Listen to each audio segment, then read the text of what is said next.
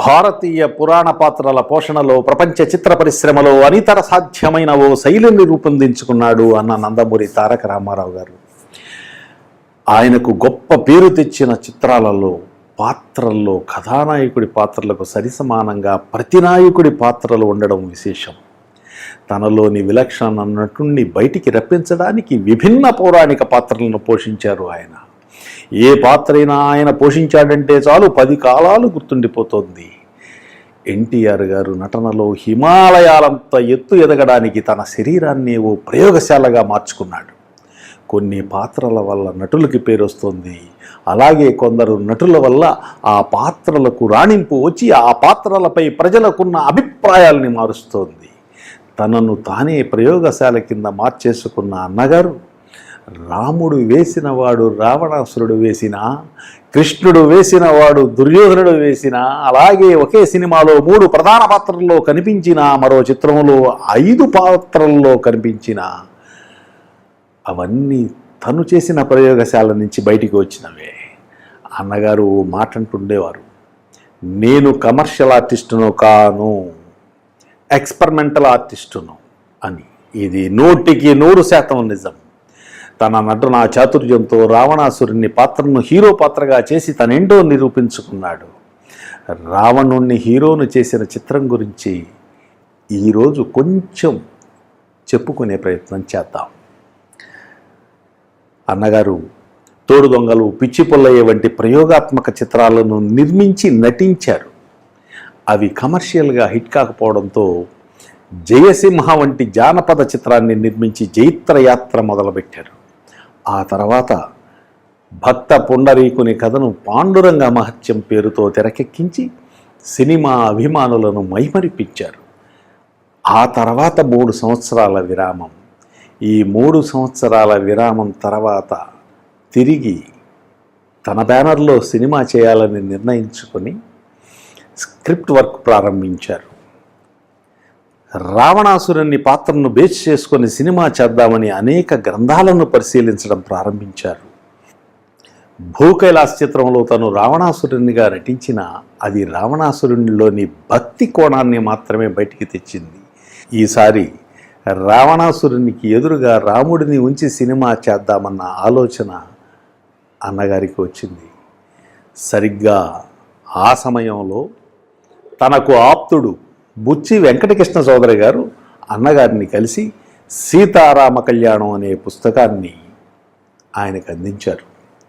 అన్నగారు ఈ పుస్తకాన్ని పరిశీలించిన తర్వాత తన గురువు గారైన కేవీ రెడ్డి గారు మనస్సులో మెదిలారు.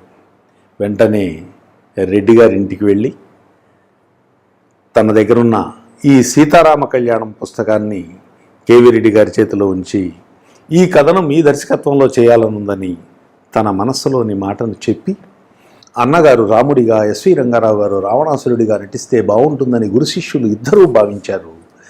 రెడ్డి గారు అందుకు తగ్గట్టుగా స్క్రిప్ట్ వర్క్ ప్రారంభించారు కూడా.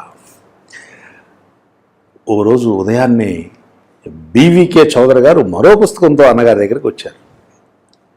ఓసారి ఈ పుస్తకాన్ని కూడా చదవండి అంటూ అన్నగారి చేతికి అందించారు. పుస్తకాన్ని చదివిన అన్నగారికి రావణాసురుడిలోని మరో కోణం కనిపించింది. ఆ పుస్తకాన్ని మరోసారి చదివారు. ఇంతకు ముందున్న తన అభిప్రాయాన్ని మార్చేసుకొని తనే రావణాసురుడిగా వేద్దామని మనసులో గట్టి నిర్ణయం తీసుకున్నాడు అన్నగారు. అన్నగారిని అంతలా ప్రభావితం చేసిన ఆ పుస్తకం సీతా పరిభ్రమణ విభ్రమం. వెంటనే గురువుగారు కేవీ రెడ్డి గారి దగ్గరికి వెళ్ళి తను తెచ్చిన పుస్తకాన్ని అందించి రావణాసురునిలోని భిన్న మనస్తత్వాన్ని ఈ పుస్తకంలో తాను గమనించానని, గతంలో అనుకున్న స్క్రిప్ట్కి బదులుగా దీనిని చేద్దామని చెప్పి రావణాసురునిగా ఎస్వి రంగారావు గారికి బదులుగా తానే నటిస్తానని, రామునిగా మరొకరిని చూద్దామని ఈ పుస్తకాన్ని పరిశీలించమని చెప్పి అన్నగారు వెళ్ళిపోయారు. రెడ్డి గారు ఆ పుస్తకాన్ని చదివారు. రామారావు రావణాసురుడి పాత్రపై మోజుపడినట్లున్నాడు. ప్రజల అభిప్రాయాలకు భిన్నంగా కథను రచయిత తీసుకువెళ్ళాడు. ఈ ప్రయోగం తెరపై చేయవచ్చా అన్న ఆలోచన రెడ్డి గారి మదిలో మెదిలిగింది. ఒకవేళ ప్రేక్షకులు ఆదరించకపోతే వీరిద్దరూ కలిసి ఇలాంటి సినిమా ఎందుకు తీశారని విమర్శించవచ్చు. ఇదే విషయాన్ని తన వద్దకు వచ్చిన ఎన్టీఆర్ గారితో సున్నితంగా రెడ్డి గారు చెప్పారు. రామారావు, ఈ స్క్రీన్ ప్లేకు నేను న్యాయం చేయగలనని అనుకోవట్లేదు, ఒకసారి నీవు కూడా ఆలోచించుకో అని. అప్పుడు గురువుగారి మనసు తెలిసిన శిష్యుడు కదా అన్నగారు, రెడ్డి గారిని ఒప్పించలేనని భావించి, అలాగని మరొక దర్శకునికి ఆ సినిమా అప్పగిస్తే గురువు గారిని అవమానించినట్లవుతుందని భావించి తనే దర్శకత్వ బాధ్యతను తీసుకోవాలని నిర్ణయించుకున్నాడు అన్నగారు. ఇది అన్నగారి దర్శకుడిగా మారిన క్రమం. ఇక ఈ సినిమాకు కెమెరామెన్గా ముందుగా రెహమాన్ గారిని అనుకున్నారు, కానీ ఆయన వేరే సినిమాలతో బిజీగా ఉండడంతో అప్పటికే ట్రిక్ ఫోటోగ్రఫీలో మంచి పేరు తెచ్చుకున్న రవికాంత్ నగాయిచి గారిని పిలిపించుకొని కెమెరామెన్గా తొలి అవకాశాన్ని ఇచ్చారు అన్నగారు. ఈ సినిమాకు సంగీత దర్శకుడు ఎవరు అంటే టక్కున పేరు చెప్పడం మాత్రం కష్టం. సీతారాముల కళ్యాణం చూతమురారండి అన్న పాటకు ట్యూన్ అందించిన వ్యక్తి పేరు చెప్పడం కష్టం అని చెప్పడం విచిత్రమే. ఈ సంగీత దర్శకుడు తన సినిమా కెరీర్ మొత్తంలో 13 సినిమాలకు మాత్రమే సంగీతం అందించారు. ఆయన తొలితరం సంగీత దర్శకుడు పేరు గాలిపెంచల నరసింహారావు గారు. వీరి మొదటి చిత్రం 1934లో వచ్చిన సీతా కళ్యాణం, చివరి చిత్రం 1961లో విడుదలైన సీతారామ కళ్యాణం. యాదృచ్ఛికం కాకపోతే ఈ 2 సీతారామ కళ్యాణాలకు ఆయనే సంగీత దర్శకత్వం వహించారంటే ఆశ్చర్యమే. అలాగే 1951లో గాలిపెంచల వారు అగ్ని పరీక్ష సినిమా తర్వాత 10 సంవత్సరాల పాటు సినిమా అవకాశాలు లేక ఇంట్లో కూర్చొని ఉంటే 1961లో సీతారామ కళ్యాణానికి అవకాశం ఇచ్చారు అన్నగారు. ఈ సినిమాలో పాటలు, పద్యాలు, శ్లోకాలు అన్నీ కలిసి 26 వరకు ఉంటాయి. సినిమా విడుదలై 60 సంవత్సరాలైంది. ఇప్పటికీ ఏ ఇంట పెళ్లి జరిగినా వినిపించే పాట శ్రీ సీతారాముల కళ్యాణం చూతమురారండి. అన్నగారి మదిలో మెరిసిన ఆణిముత్యం ఈ పాట. 5 నిమిషాల 49 సెకండ్ల ఈ పాటను జనరంజకంగా తెరకెక్కించారు అన్నగారు. ఈ సినిమాలో విశేషాలు చెప్తూ పోతే ప్రతిదీ కొత్తగానే ఉంటుంది. మహాశివుని ప్రత్యక్షం చేసుకోవడానికి రావణాసురుడు చేసే ప్రయత్నాలను అన్నగారు చూపించిన తీరు అద్భుతం. కైలాస పర్వతాన్ని రావణాసురుడు కదిలించే సన్నివేశం, ఆ పర్వతాన్ని తన శిరస్సుపై ఉంచుకొని తీసుకువెళ్లాలన్న ప్రయత్నం, ఆగ్రహించిన మహాశివుడు ఆ ప్రయత్నాన్ని విఫలం చేసే సన్నివేశం, ప్రతిగా రావణాసురుడు శివుడిని ప్రసన్నం చేసుకునే సన్నివేశాలు చిత్రీకరించిన తీరు అమోఘం, చిరస్మరణీయం. ఈ సందర్భంలో రావణాసురుడు కడుపు చీల్చి ప్రేగులతో రుద్రవీణ వాయించే సన్నివేశం చూసి ఆనాడు థియేటర్స్లో ప్రేక్షకులు నిశ్చేష్టులై తెరపై నుండి దృష్టిని మరల్చక కుర్చీలకు అతుక్కుపోయారు.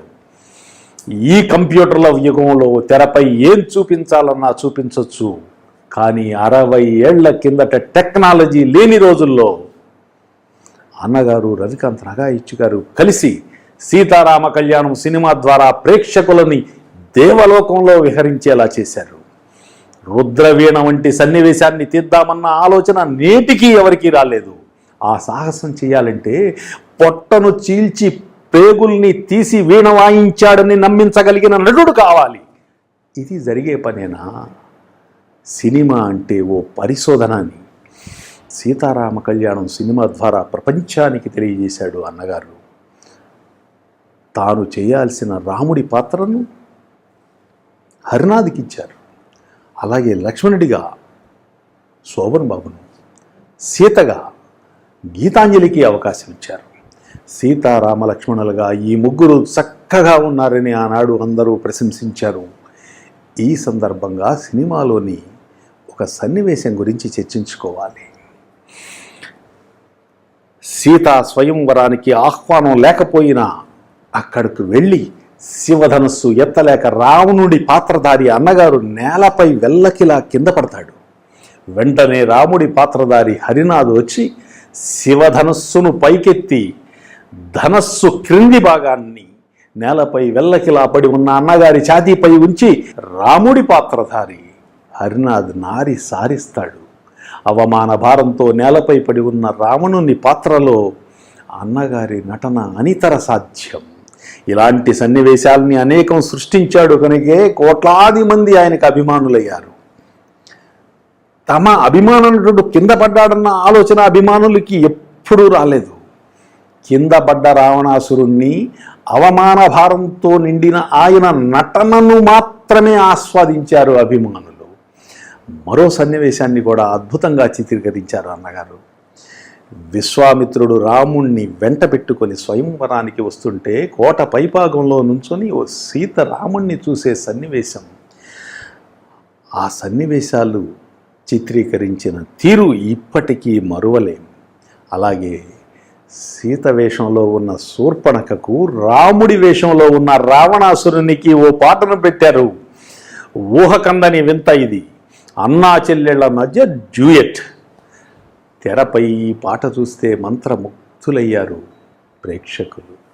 ఇక మరో సన్నివేశం, శివధనుస్సును రాముడు విరిచాడని ఆగ్రహంతో పరశురాముడు సీతారామ కళ్యాణ వేదికకు వచ్చి రాముడు ఎవరో తెలుసుకొని పరశురాముడు నిష్క్రమించే సన్నివేశాన్ని కూడా అద్భుతంగా చిత్రీకరించారు అన్నగారు. అందరికీ తెలిసిన రావణాసురుణ్ణి కాకుండా ఆయనలోని రెండవ కోణాన్ని చూపించాలన్న తపన ఈ సినిమాలో కనిపిస్తోంది. సముద్రాల రాఘవాచారి గారి మాటలు, గాలిపెంచెల వారి సంగీతం, రవికాంత్ నగాయిచ్చి గారి కెమెరా పనితనం, వీటన్నింటికీ మించి అన్నగారి మేధో మదనం అన్నీ కలిసి తెరకెక్కిందే సీతారామ కళ్యాణం. ఈ సినిమా షూటింగ్ పూర్తయింది, ఫస్ట్ కాపీ వచ్చింది. తన గురువు కేవీ రెడ్డి గారికి ప్రివ్యూ వేసి చూపించారు అన్నగారు.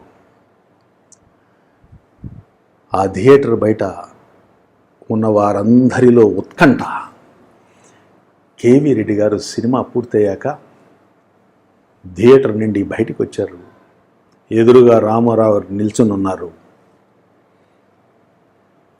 రెడ్డి గారు చిరునవ్వుతో అన్నగారి భుజంపై చేయి వేసి కారు వరకు నడిచారట. దీని భావమేంటో అన్నగారికి మాత్రమే అర్థమై ఉంటుంది. ముకుళిత హస్తాలతో గురువుగారికి నమస్కరించి కారు ఎక్కే వరకు ఉండి అన్నగారు కేవీ రెడ్డి గారిని సాగనంపారు. ఆ రోజు గనక కేవీ రెడ్డి గారు టైటిల్స్ను సరిగ్గా పరిశీలించి ఉంటే సీతారామ కళ్యాణం సినిమాకు దర్శకుడి పేరు ఉండేది. ఇంత గొప్ప చిత్రాన్ని ఆయన తీసిన దర్శకుడిగా మాత్రం తన పేరు వేసుకోలేదన్నగారు. ఈ క్రెడిట్ తను తీసుకోవడానికి ఇష్టపడలేదు. దానికి కారణం ఈ సినిమా చేయవలసింది తన గురువుగారు. చూశారా, గురు శిష్యుల మధ్య ఎంతటి బలమైన బంధం ఉందో. రామారావు అనవసరంగా ఈ సినిమా తీస్తున్నాడు, హరినాథ్ రాముడేంటి, ఎన్టీఆర్ రావణాసురుడేంటి, సీతగా గీతాంజలియా, శోభన్ బాబు లక్ష్మణుడా, ఈ వింత ప్రయోగం అవసరమా అన్న గొంతులే సవరించుకొని సినిమా విడుదలయ్యాక రామారావు కాబట్టి ఇలాంటి సినిమా తీయగలిగాడు. ఈ విజయం ఆయనది మాత్రమే అన్నాయి. 1961వ సంవత్సరానికి గాను ఫిల్మ్ ఫ్యాన్స్ అవార్డులలో ఉత్తమ నటుడిగా, ఉత్తమ దర్శకుడిగా అన్నగారు అవార్డు అందుకున్నారు. ఆ సంవత్సరం నేషనల్ అవార్డ్స్లో merit for best feature film అవార్డును సీతారామ కళ్యాణం దక్కించుకుంది. ఇవన్నీ ఒక ఎత్తైతే అప్పటి శృంగేరి పీఠాధిపతులు జగద్గురు శంకరాచార్యుల వారు ప్రత్యేకంగా ఈ సినిమాని చూసి అన్నగారిని అభినందించారట. అన్నగారు చేసిన ఈ ప్రయోగం అమాంతంగా ఆయనను 10 మెట్లెక్కిస్తే అన్నగారి అభిమానులను 100 మెట్లెక్కేలా చేసింది. ఆ రోజు నుండి అన్నగారిలోని కథకుడు, దర్శకుడు ఎన్నో అద్భుత చిత్రాలను అందించాడు. రామాయణ మహాభారత కథలను సరికొత్తగా ఆవిష్కరించేలా చేసి తన కళాతృష్ణ ఏపాటిదో ప్రపంచానికి తెలియజేశాడు అన్నగారు.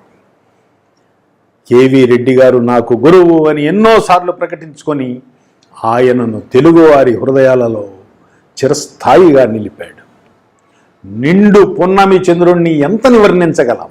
అలాగే అన్నగారి ప్రతిభ గురించి ఎంత చెప్పినా తక్కువే. ఎన్టీఆర్ అన్న 3 అక్షరాలు తెలుగువారి మనస్సుల్లో ఎలా శాశ్వతమో, సీతారామ కళ్యాణం వంటి సినిమాలు అలా శాశ్వతంగా, సుస్థిరంగా, పదిలంగా ఉంటాయనడంలో అతిశయోక్తి లేదు.